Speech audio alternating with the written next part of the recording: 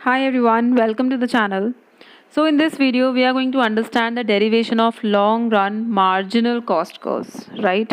In the last video we have done long run average cost curve and we have also done long run total cost curve.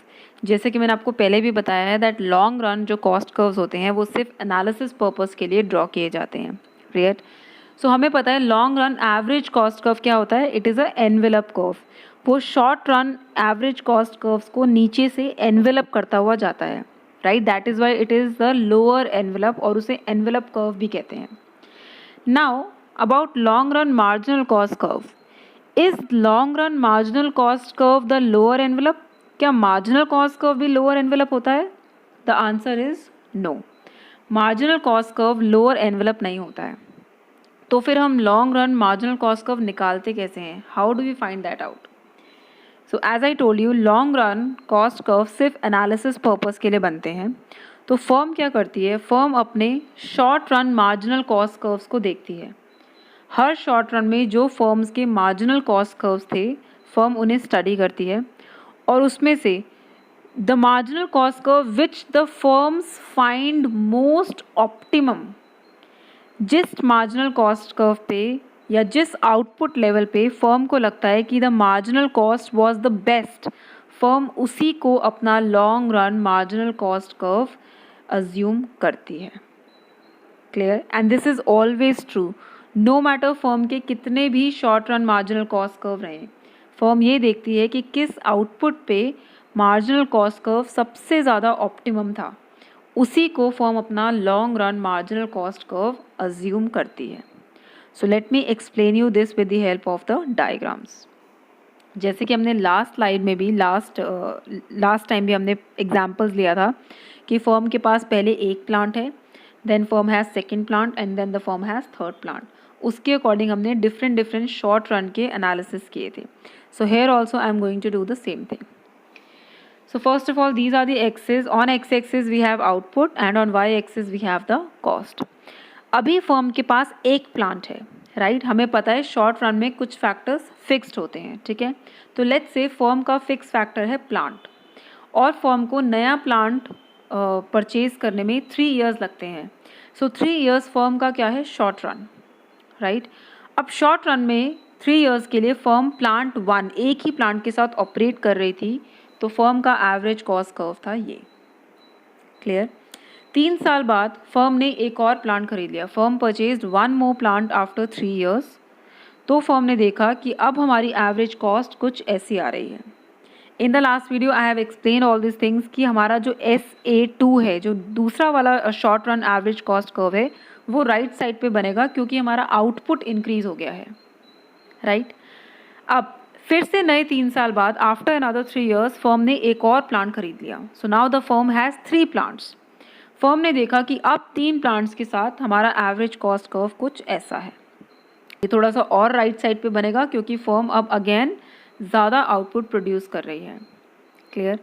Now इन्हीं तीनों के basis पे firm अब ये जानना चाहती है कि 9 इयर्स में जब मेरे पास प्लांट 1 था, फिर प्लांट 2 हो गया, फिर प्लांट 3 हो गए, तो मुझे जानना है कि मेरा एवरेज कॉस्ट कर्व का बिहेवियर कैसा था. सो फर्म अपना एक long run average cost curve draw करती है.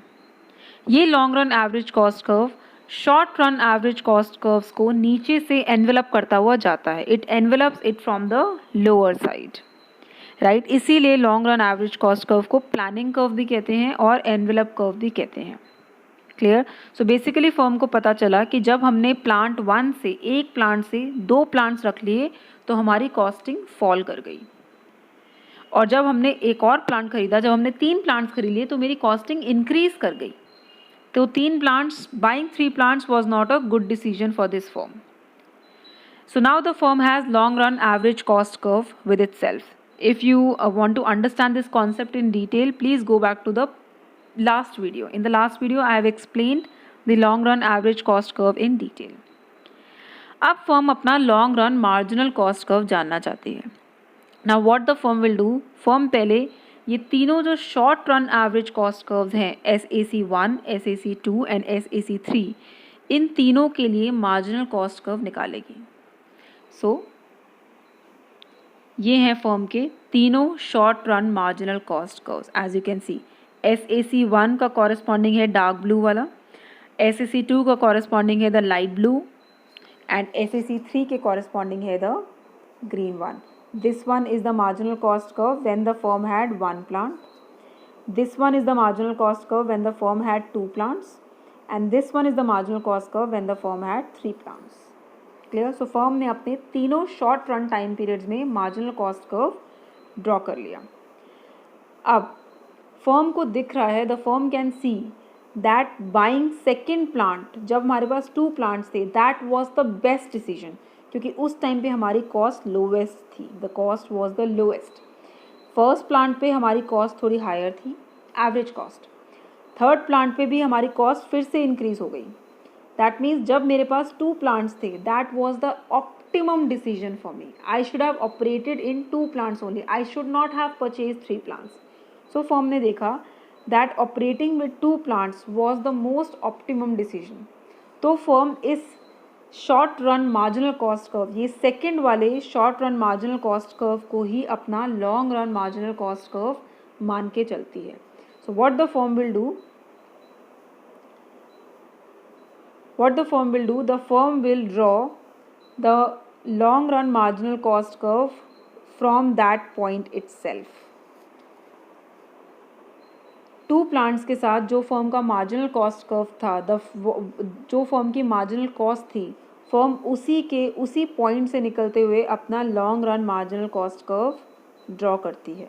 And the firm will say that this is my long run marginal cost curve, because in long run this firm decides that I will operate with only two plants. I will not operate with three plants. I will not operate with one plant. I will only and only operate with two plants in the long run.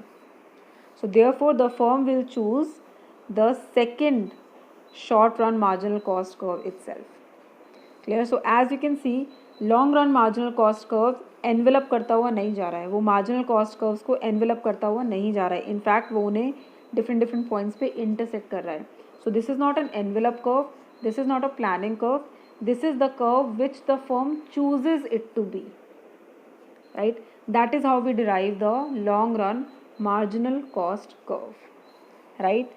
So I hope you all have understood this, how to find out the long run marginal cost curve. If you like the video, please give a thumbs up, share it with your friends, and tell me in the comment section how did you like it. Till then, keep studying. Study smart, everybody.